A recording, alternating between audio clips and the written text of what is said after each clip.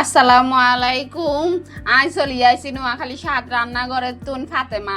তো আজ রান্নাঘরে লই আইছি চিংড়ি মাছের রেসিপি কাবাব বুনা। তো কিভাবে করে থাকেন আর লগে দেখেন।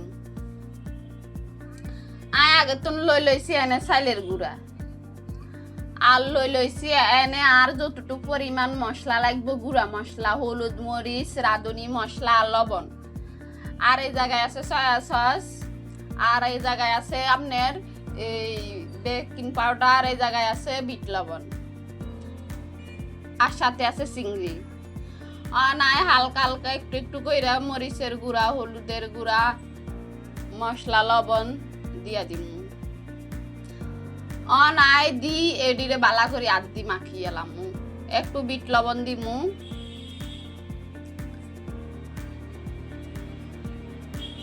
আর একটু এই জায়গায় সয়া সস দিয়া দিমু। নাই এডি দি বালা করি আদি মাখিয়ে এলাম। তো আর কাছে এরকম করে খাইতে মজা লাগে, অনেক স্বাদ লাগে। মাখা শেষ। আর নাই এনে আগে তুনে পরিমাণ মতো আর যতটুক লাগবে এডি বাড়ির মধ্যে লই লইছি। এডির মধ্যে চাইলের গুঁড়া লইছিলাম, হেডি অনে এনে দিয়ে দিব।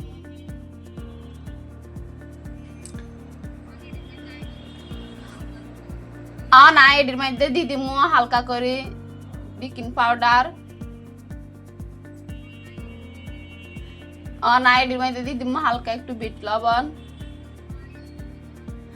অনেক একটু দিদি এর পানি পরিমাণ মতো যতটুক লাগবো। নাই বালা করি মাখি, এটার বালা করে মাখি বেটার করে লাইছি। নাই চুলার ওসে বয়াইছি একটা কড়াই গরম হয়ে গেছে। কড়াইয়ের মধ্যে দিয়ে দিব পরিমাণ মতো তেল।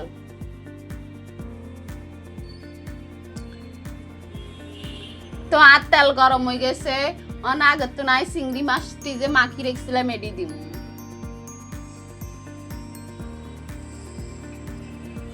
তো চিংড়িটি হালকা বাজি করে লুম।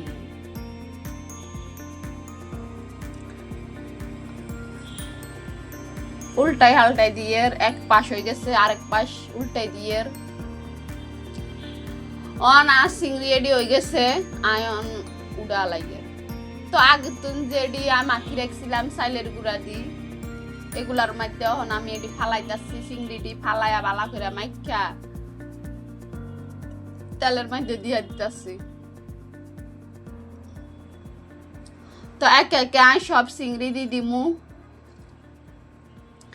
এটা খাইতে এত যে স্বাদ লাগে গরম ভাত দিয়া, আপনারা কইরা খায়েন, খাইলে দেখবেন অনেক মজা।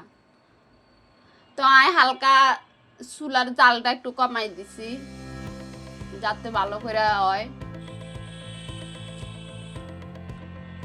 নাই এডি উল্টাই দিমু, এক পাশ করে হয়ে গেছে।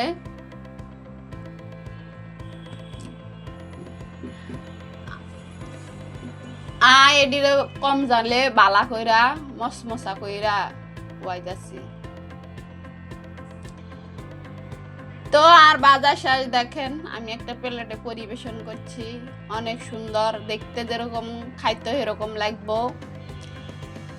এখন আমি খামু, দেখেন মানে গরম ভাত দিয়ে এটা এত মজা লাগে। যদি লগে শুকনা মরিচ থাকে তাহলে তো কথাই নাই, অনেক স্বাদ।